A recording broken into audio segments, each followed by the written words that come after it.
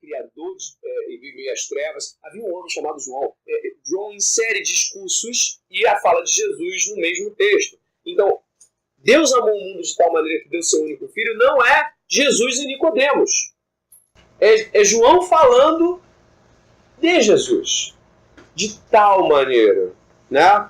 Então, irmãos, a gente está indo aí por mais uns 25 minutos, de repente a gente acaba até mais cedo. Eu queria que hoje, em véspera de Páscoa, nós pudéssemos refletir se nós amamos Deus, a nível do que compreendemos, né, claro, de tal maneira que possamos dar tudo aquilo que nós temos e somos, sem nenhuma reserva, sem nenhum impedimento, sem nenhuma preocupação com o que a sociedade vai dizer. Eu levantei essa questão hoje numa sala de aula, falei isso semana passada com a Mical, falei hoje. A sociedade ela não consegue achar nenhuma discrepância, alguém ficando 5 meses para assistir Justin Bieber, esperando numa fila, em acampamento. A sociedade não acha que isso é um absurdo. Na verdade, eu não vi nenhum jornal criticando, eu só vi gente euforicamente assinalando que isso era legal. Tipo, jornalistas, você tá quanto tempo aqui? Eu tô 4 meses, eu tô 5 meses. E eu fico pensando assim, cara, a pessoa tá 5 meses. 5 meses. Ninguém vai dizer que a pessoa está errada. Não é verdade? Ninguém vai dizer. Tem lugar aqui, tem lugar bastante, tem lugar ali, tem lugar. Berenice, se quiser tirar umas fotinhas aí, se puder. Obrigado.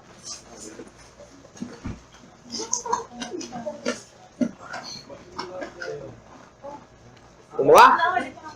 Esse daqui, ó. Olha, eu acho que esse já parou. Vamos lá. Vamos lá. Então, aí eu vou ler a parte seguinte da folha, que diz assim, ó.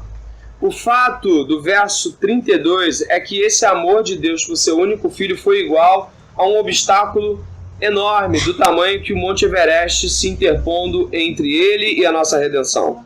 Havia um obstáculo quase intransponível.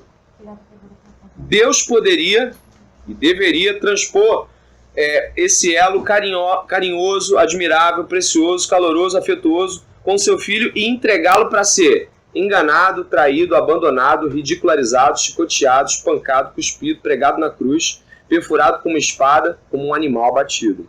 Ele realmente faria isso? Ele entregaria o seu filho, o filho do seu amor? Se ele faria, então qualquer propósito que ele esteja buscando jamais poderia ser impedido. Se esse obstáculo da entrega do Filho de Deus foi transposto em busca de seu bem, então qualquer obstáculo seria. Deus fez isso? A resposta de Paulo é sim. E ele formula sua resposta de modo negativo e positivo. Deus não poupou o seu Filho, mas o entregou. Nas palavras, ele não o poupou, podemos captar a imensidade da dificuldade e do obstáculo. Deus não teve prazer no sofrimento ou desonra de seu Filho. Esse acontecimento foi algo infinitamente horrível para o Filho de Deus ser tratado dessa forma. O pecado atingiu sua pior fase naquelas horas. O pecado foi exposto em toda a sua realidade, um ataque contra Deus. Todo pecado, nosso pecado, é um ataque contra Deus, uma rejeição de Deus, um assalto às suas leis, sua verdade, sua perfeição. Mas Deus não poupou seu Filho desse tratamento. Eu já vi mãe falando assim, eu não criei meu filho para isso. Eu já vi gente dizendo assim, poxa, brincando assim, eu passei talquinho, eu passei o creme, criei meu filho para esse tipo de vida não criei meu filho para esse trabalho não. Eu fico pensando se Deus falasse isso de Jesus. Meu filho amado, tem tudo aqui no céu, ele é meu precioso filho. Deus entrega, não fala, olha só, ninguém aqui duvide que Jesus queria vir, tá? Não há dúvidas de que Jesus desejava vir. Inclusive ele fala isso na última ceia, ele falou, eu esperei ansiosamente por esse momento. Ele fala isso na ceia, né? Para ter esse momento convosco. Que interessante, é o livro de Lucas. Ele vai falar que ele teve ansiedade, desejo, desejava dividir aquele pão, aquele momento com aquelas pessoas.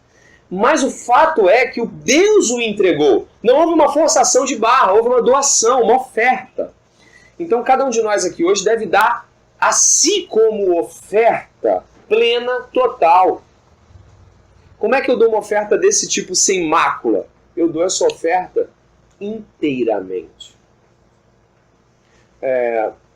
Nós não somos pessoas sem máculas, somos pecadores, imundos, sujos. Só que, apesar de sermos pecadores, imundos e sujos, a única oferta que realmente deve ser aceita por Deus da parte de nós é nós inteiramente. Nós totalmente. Como brincaria a palavra do Vitor aí, nós, o Vitor já me disse uma vez, com os 2 pés dentro. Ou seja, nós totalmente entregues a Cristo. O parcialmente não existe. No cristianismo não existe parcialmente cristão, não existe entrega parcial, não existe doação parcial, não existe amor parcial. Deus exige tudo porque deu tudo. Isso é perigoso, porque pode acabar com que assim, a gente fica pensando assim, caramba, quem usa esse discurso geralmente é a igreja que pede dinheiro, né? Pede dinheiro todo. Só que Deus não quer dinheiro. Dinheiro é muito pouco. Deus quer tudo. Vida, tempo, trabalho, família, profissão, quereres, desejos, vontades. Tudo. Na sua mais íntegra possibilidade de tudo ser. Então hoje é um dia onde eu reflito junto com vocês aqui se devo deixar algo mais. Sei que devo, mas nossa, será que diante de um Deus que dá o seu próprio filho, eu deveria descer essas escadas logo mais, ainda segurando algo em minhas mãos? Essa é uma preocupação. Mas você diria que as pessoas estão se dando mais a Deus agora nesse século ou na época de Paulo? Eu acho que sempre teve a mesma coisa. Tem gente que acha que a igreja de hoje é mais corrupta do que a igreja de ontem. Cara, quando eu pego, tô lendo Ezequiel, a minha leitura obrigatória é Ezequiel. Eu leio outras coisas, mas eu leio Ezequiel todo dia até terminar. Tava lendo Jeremias, aí tô lendo Ezequiel. Cara, o povo só desencaminha. Tu lê Jeremias, o povo só desencaminha. Tu lê Moisés, o povo só desencaminha. Não tem um tempo na igreja que tu vai falar assim, deu certo. Então, eu creio sinceramente que o povo sempre foi o povo. E Deus levantou gente. Eu não acredito que hoje estejamos em tempos piores ou melhores. Eu acho que estamos no mesmo tempo. Eu acho que hoje o povo sempre deu o que o povo deu a Deus. E Deus sempre levantou aqueles a que pregar o evangelho e os separados dele para isso. Sinceramente, eu acho que as pessoas às vezes falam assim, ah não, hoje ninguém quer saber de Deus. Cara, ninguém nunca quis saber de Deus. Me diz um tempo onde alguém quis saber de Deus. E se teve um tempo onde alguém quis saber de Deus, pô, então a Bíblia falha, né? Porque a Bíblia diz que não há quem quer, não há quem corre, não há quem deseje, não há quem busque. Se Romanos parafraseia isso de Salmos, dizendo que não há quem busque, não teve um tempo onde a pessoa buscou a Deus. Mas sempre teve um tempo onde Deus se oferta. E eu acho que, por exemplo, aqui a gente está aqui agora, nesse momento. Deus está falando conosco. Eu creio que está falando muito comigo, mas de repente não está falando contigo. Teu coração é teu coração. E está falando comigo, está falando, André, sem reservas, sem reservas. Não se poupe. Eu não poupei meu próprio filho. Pedro chega para Jesus, quando sabe que ele vai se matar lá, entregar a crucificação, Pedro fala, poupa-te. E Jesus fala, arreda de mim, Satanás. Parece que aquilo mexe com Jesus. Não quero que me poupe. Eu vim aqui para ser entregue totalmente, oferta inteira. Não quero me poupar. Não se poupe. Se poupar, vai colocar talvez um dos pés fora do evangelho. E um pé fora do evangelho é suficiente para botar os 2 pés no inferno. Então por que Jesus ele se deu por um povo que não se entrega totalmente, mas ele se entregou por um povo, só que ele se entregou totalmente? O que se entrega totalmente a um povo que não se entrega totalmente? Uma vez eu fiquei me perguntando por que Deus me amava, isso foi uns 3 anos, 4 atrás, por que Deus me amava se eu não seria capaz de retribuir tal amor? E aí eu entendo 2 coisas dentro disso, Pedro. Eu entendo que Deus é amor. E amor não é algo que ele faz por uma troca. Para Deus, amar não é uma escolha. Amar é Ele. Ele se entrega em amor porque Ele é amor. Como para nós, por exemplo, respirar, eu não preciso nem pensar. Tu fica pensando em respirar? Não, tá falando que comigo, tá andando. Tu dorme, tu fica acordado com medo de parar de respirar? Fica assim, ai, caramba. Vou morrer. Não, tu respira, velho. Tô mentindo? Tu para de noite e fica assim, mãe, se sentir que parou, tu me acorda? Não, você respira, correto? Para Deus amar é inato, Deus ama. Então não é necessário uma causa em mim para que Deus me ame. Deus é amor e se expressa em amor. Então tá mais que provado que nós somos miseráveis diante dele. Isso, porque nós geralmente amamos por mérito. Como você está me tratando bem, eu te trato com amor. Só que a nossa natureza depravada é assim, a de Deus não é. Deus não é assim. Deus ama. Isso pra mim é muito estranho, porque eu não mereço. Mas pra ele faz todo sentido, porque ele é assim. Uma das coisas que Deus é, das duas que Deus diz que uma ele diz que ele é espírito, em João capítulo 4. E a outra diz em 1 João capítulo 4, 5, diz que Deus é amor. Então a essência de Deus é amor. Dentre outras essências, óbvio. Mas uma das essências de Deus é que ele é amor. E uma vez eu li um livro, na verdade é um livro que cita isso, tá até contigo, né? O do Brennan Manning, que é o Evangelho Maltrapilho. Hã? O Evangelho Maltrapilho.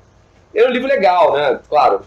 Umas ressalvazinhas assim do liberalismozinho dele. Não sei se é liberalismo, mas é uma facilidadezinha em ser crente. Não, é um livro que me ajudou a entender certos aspectos da graça de Deus, sabe? E ele fala sobre um livro que ele leu, que o Brennan Manning leu, e o nome do livro era O Amor Selvagem de Deus. E aí nesse livro, ele compara uma fera muito, muito, muito, muito poderosa, presa numa jaula muito, muito poderosa. E de que quando alguém passa perto dessa jaula, essa fera é tão poderosa que ela arrebenta, quebra com a jaula toda e abraça essa pessoa. É como se fosse o amor de Deus. Não há jaulas para ele. Não há nada que o detenha. Ele ama. Então, quando ele viu o homem no seu estado de desgraça, ele amou. Eu não faria isso. Você faria? Não, eu não sei, eu não faria. Eu costumo tratar melhor quem me trata bem. Embora eu acho que isso é errado e eu estou tentando melhorar, em geral tratamos melhor quem nos trata bem. Isso é aceitável, só que não é bíblico. Devemos lutar contra isso, devemos tratar as pessoas como Cristo nos trata. Só que Deus não é assim. Deus não fica assim, me trata bem, eu trato bem. Atos fala que Deus deu chuva. Deus faz chover para bons, chover para maus. Deus deu fartura, Paulo fala no discurso do Areópago, se me fala a memória, que Deus deu dias de fartura a um povo que nem o conhecia. Deus não levou em consideração o dia da ignorância. Então eu fico pensando nessa bondade, né? Que é legal você questionar isso, porque a gente fica achando muito natural Deus nos amar. E é natural para ele, pra gente é inexplicável. Você, cara, eu vou pecar, certamente aí daqui uns 2 dias não é possível que a gente não tenha uma falha. Vamos pecar. E ainda assim ele nos ama. Por amor dele mesmo, por amor de seu próprio filho, por amor à sua própria glória. Mas ele nos ama. Porque tem muita gente que ressalta que Deus ama a gente por amor à sua glória. Isso faz parecer algo quase que sintético, plástico. Assim, parece que não tem muita validade. Não, sabe por que Deus ama? Porque ele ama a sua própria glória. Sim, gente. Deus nos ama porque ele ama a sua própria glória. Só que isso não invalida o que ele nos ama. Né? Eu me lembro uma vez uma discussão daquelas pessoas falando daquela música. Como é que é? Aquela me ama. Me ama, ele me ama. Tira daquele negócio do beijo apaixonado, que é ridículo. Eu me sinto afeminado. E eu acho que esse negócio de a gente tem que ter muito cuidado com o que canta, porque o que canta entra como doutrina na igreja. Entendeu? A gente tem que cantar a doutrina certa. Mas essa música, ela exalta o fato que Deus ama. Eu posso ficar incomodado ou posso entender. Eu posso entender que Deus me ama e esquecer que ele também ama porque ama a sua glória. Ou posso anular esse papo dele a me amar e ficar assim, é por amor da sua glória. Que nem uma vez eu vi um cara zoando, assim, um cara, tipo assim, um calvinista exacerbado, sendo zoado por um cara, e ele falou assim, e Deus destrói todos os ímpios, e ele está sedento de alegria, e todos os santos jubilam, porque os ossos estão se decompondo na frente, lá no lago de fogo do enxofre, para a glória de Deus. Mas é todos os ímpios ou só alguns? Hã? Mas é todos os ímpios? Todos os ímpios. Assim, tipo, é como se fosse assim, olha Deus vibrando. Aí você vê na Bíblia o quê? Deus falou o quê? Que ele não se agrada, ele não tem prazer na morte do ímpio. Então existe amor da parte de Deus, até mesmo para o ímpio. Vamos caminhando pro fim aí agora. Eu não consegui ignorar a cara do Quando eu falar sobre essa história, eu vou colocar eu fazer uma cara. Oi? Pra cara dele. O que foi? A gente tem que falar, né? Porque quando fica assim, era interno, olha só, era interno, ficou externo. Ah, só para deixar claro, isso aqui é um texto de um calvinista, então não é sobre calvinismo a questão. A gente estava brincando, tá? Isso aqui é de um papo, fala. Isso aqui é antigo, é um caso antigo, a gente tá... Caíra também, né? É Hã? toda essa música ainda também. Acho que a Rita também fala isso. Aí também, pô, fala. Agora fala. Jogou no ventilador. Ó, Eu acho que é ele, um dos dois pensava do jeito que eu falei. E eles estão, não é isso não? Xerox. Olha! Deus, amorzinhos! Meu amor, entendeu? Pode não fazer Não tá aqui. Eu acho que o que Não acreditava tá nisso aqui. não era arminiana, né? Que não acreditava. Não, peraí. Você tá falando, por exemplo, daquela afirmativa do Mas foi Porsche. ela que me acusou, né? Você tá falando. Tá um Adão e Eva completo. Tipo, foi ela! A irmã que me deixa como igreja, né? Ela me, pô. Eu, assim, o Porsche, ele ressalta um aspecto de que Deus, ele odeia o ímpio, ele não ama a impiedade do ímpio. Não podemos fazer uma distinção aqui entre a impiedade e o ímpio, porque Deus não vai jogar o conceito no lago de fogo, ele vai jogar o ímpio mesmo, no lago de fogo, com impiedade e carne de ímpio, e corpo de ímpio e alma de ímpio. Então não há uma distorção. O que eu quero dizer é que existe amor de Deus dispensado para o ímpio, porque se não existisse, a graça de Deus não cobriria o ímpio. Então não há como dizer hoje aqui que Deus não dispensa seu amor. Quando Deus oferta chance para esse ímpio deixar de ser ímpio, isso é amor. Se você disser assim, não é amor, Deus está fazendo isso de uma maneira assim automática, porque ele é Deus, cara, ele tem que botar no botão e ele tem que ofertar ajuda. Não, ele está ofertando. Quando a gente quer tirar alguém do buraco, a gente está oferecendo amor.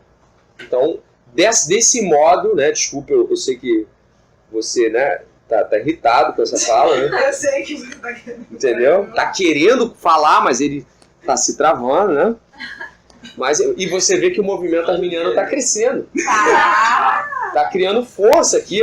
Os arminianos clássicos estão. As heresias sempre Já tomaram. tem essa. Deixa eu olhar. Olha aqui, eu tô olhando aqui. As tá heresias- vendo? Manda levantar a mão pra ver o que deu. André, As heresias sempre se alastraram tudo que é assim bom nessa tá se história. expandindo no Brasil agora, né? Escola austríaca, verdade. arminianismo, tudo que é Levanta bom tá a mão aí, expandindo no Brasil os- agora, né? Os calminianos, que ainda tá no meio do caminho. Calminianos. Não, você não tá no meio do caminho. 2 arminianos, 2 calvinistas no mosaico, senão é julgo desigual. É. Vai, calminianos aí, estão em dúvida. Você. Eu falei já, pô. É. Tá querendo me acusar. Não, você não tá no Já me não. predestinou Você a ser é arminiana. Como não, menino? É, basicamente. Arminianos aí, levante a mão aí. Aí, ó. Olha a classe. Tu leu, cara? Vitor. Ó, Cleuber. Cleuber. Paulo, você quer foto? Ser ou não ser? Esse aqui. Calvinistas. Não, um braço só. Aí. Gente, eu senti um decréscimo. Israel, ela não levantou a mão. Você é o quê? É terra prometida? Eu sou de Paulo, você já Agora parece ministra político, ministra teológico. Botaram um vídeo lá que eu não vi agora de cima do muro. Quem é em cima do muro? Não tem, né? Um vídeo de em cima do muro? Botar essa semana aí. Gente, Quem é calminiano tem que tomar cuidado. É arminiano. Claro que é. Eis que Deus virá dentro do seu trono.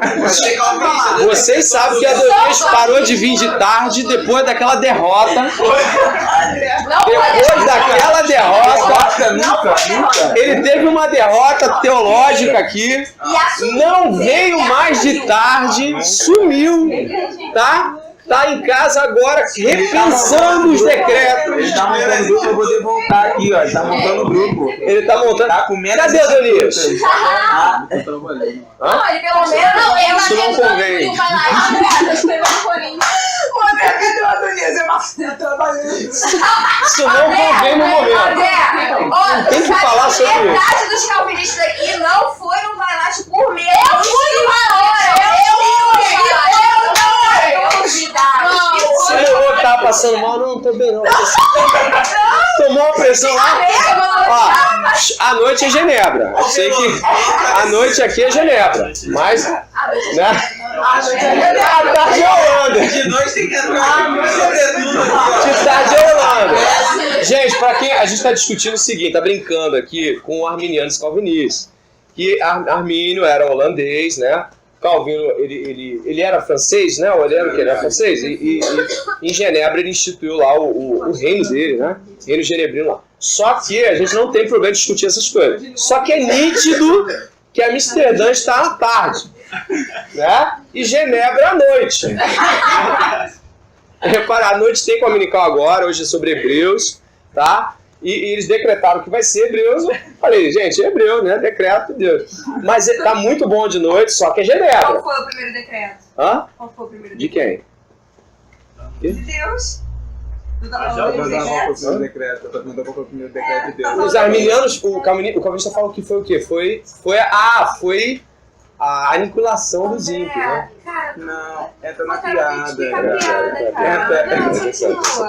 Você falou que Hebreus mais tarde, né, o primeiro decreto, ela queria saber, ela jogou uma piada. Gente, é horrível quando você vê assim, que você tá longe da piada, né? Claro, essa piada aqui, de boa, foi deixada pra lá. Esqueceram isso aqui. Não. Mas depois... Hã? Acertou. Acertou. Ele me ama, né?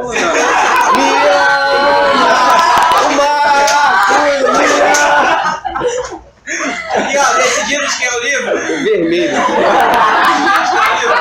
Eu vou devolver.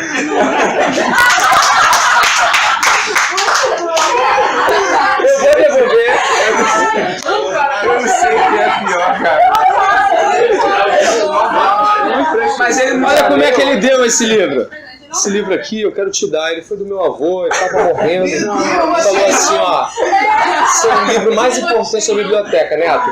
Aí, André, eu tô te dando. Aí chega pra mim, eu não empresto, eu dou livros. Vai emprestar pra quem agora aqui? Eu já li tudo. Vitor tá ouvindo isso aí? Olha, vamos lá. Misericórdia. Vamos lá. Voltando pro capítulo 8. 33 e 34 diz assim: quem intentará acusação contra os eleitos de Deus? É Deus quem os justifica. Quem os condenará? É Cristo Jesus quem morreu, ou antes, quem ressuscitou, o qual está à direita de Deus e também intercede por nós. Segunda afirmação acerca de Deus ser por nós. A primeira, no verso 31, diz que Deus é por nós. Ressaltando o verso 34, ele vai falar que Jesus intercede por nós. Está falando, Deus é por nós, Jesus intercede por nós, o que a gente pode, por conseguinte, pensar que o Espírito Santo também. Está dizendo aqui, ó, verso 26, que também o Espírito Santo semelhantemente nos assiste. Então nós temos a trindade aqui no capítulo 8 a favor da humanidade. Não é um a favor validando a humanidade, mas é um a favor salvando, é um a favor curando, é um a favor transformando a humanidade. Pai, Filho e Espírito Santo são a favor dos homens, para que os homens possam ser salvos, para que os homens possam ser transformados. É um evangelho que se prega contra os homens, como eu vi um cara no Largo da Carioca quase apanhar, um pregador desses com caixinha de som. Aí viu duas mulheres do jeito que estava para ser lésbica, né? Segurando assim a mão. Deus vai mandar queimar! Vai queimar mesmo! E eu falei, meu Deus, esse homem é louco, prega salvação. E a mulher parava. E aí ele passava, tipo assim, qualquer coisa, um piercing, uma tatuagem. Que Deus é levítico, não sei o quê. Era uma loucura. Eu falei assim, gente, esse homem tem noção da imagem de Deus que ele está erradamente transmitindo para as pessoas? Deus veio pregar salvação. Salvação. Então não se fala de juízo, se fala de juízo sim. Claro, dependendo de como a gente vai conversar a conversa com alguém, a gente fala primeiro do juízo, primeiro da salvação. Depende da dinâmica da conversa que você tem. Mas você tem que ter lá juízo, tem que ter salvação, tem que ter pecado, tem que explicar por que somos condenados. Parte do ineficaz evangelismo que temos feito aí nos últimos anos se dá pelo fato de que a gente fica convidando pessoas para ir para a nossa igreja. Venha para a nossa igreja. Aí tá aquele carimbo que não dá nem para ver às vezes o número da igreja. Lá tá assim na parte de trás do verso, um negocinho. A igreja 300, tu nem sabe, não. O cara que carimbou, ele não carimbou com carinho. Ele não queria que você chegasse. Ele não queria. Ele... Tipo, ouro, dinheiro. Só pode ser. Porque tu carimbar ali e não olhar que tá falhando é porque você já fez máquina da tua própria vida evangelística. Isso não é evangelismo. Entendeu? Paulo gastava muito tempo explicando o evangelho para crente e explicando o evangelho para não crente. 1 Coríntios capítulo 15, ele vai falar que esse evangelho que eu vos entreguei e normalmente vos relembro, ele vai falando assim, eu entreguei, mas eu estou lembrando de novo, porque a nossa mente vai deixando ele para trás. Hoje aqui nós nos relembramos do Evangelho, da doação do Pai em relação ao Filho, da entrega do próprio Filho. Nós nos relembramos. Eu vi o olhar de alguns aqui, eu estava vendo que as pessoas estavam refletindo sobre sua própria cegueira, sobre sua própria idolatria. Eu vi olhares aqui, sinceramente, compenetrados em tentar imaginar de que forma não tem se dado, de que forma ainda seguram a vida com as próprias mãos. Entendeu? E aí, para terminar, um pouquinho mais à frente, diz assim, se isso é verdadeiro, está ali ó, na folha do John Piper, sermão do John Piper, então o que acontecerá? O que diremos à vista dessas coisas? Diremos, a lógica do céu tem resposta. Ele chama isso de lógica do céu, tá? O John Piper chama essa lógica de Deus é por nós, tá? Chama de lógica do céu. Se Deus entregou seu próprio Filho, então o quê? Resposta, Ele nos dará com Ele certamente e graciosamente todas as coisas. Se Deus não sonegou seu Filho, Ele não sonegará nada de nós. Essa é a aquisição e o cumprimento definitivo do Salmo 84:11. Nenhum bem sonega ou nenhum bem nega aos que andam retamente. Essa é a promessa e o fundamento de 1 Coríntios, capítulo 2, 21 a 23. Tudo é vosso. Seja Paulo, seja Cefas, seja o mundo, seja a vida, seja a morte, sejam as coisas presentes, sejam as futuras, tudo é vosso, e vós de Cristo e Cristo de Deus. Este é o selo da promessa de Efésios capítulo 1, 3. Bendito Deus e Pai do nosso Senhor Jesus Cristo, que nos tem abençoado com toda sorte de bênçãos nas regiões celestiais em Cristo. Essa é a segurança da promessa de Jesus nas palavras. Não vos inquieteis dizendo, que comeremos, que beberemos, ou com que havemos de nos vestir. Vosso Pai Celeste sabe que necessitai de todas elas. Buscai, vamos ler juntos? Pois, em primeiro lugar, o seu reino e a sua justiça, e todas essas coisas vos serão acrescentadas. Então, irmãos, que essa tarde seja uma tarde onde não neguemos a Deus nada que Ele tem nos pedido. Tudo que Ele tem nos pedido, nos requerido, que nós demos a Deus. Bom? Gostaria de ouvir os comentários de vocês.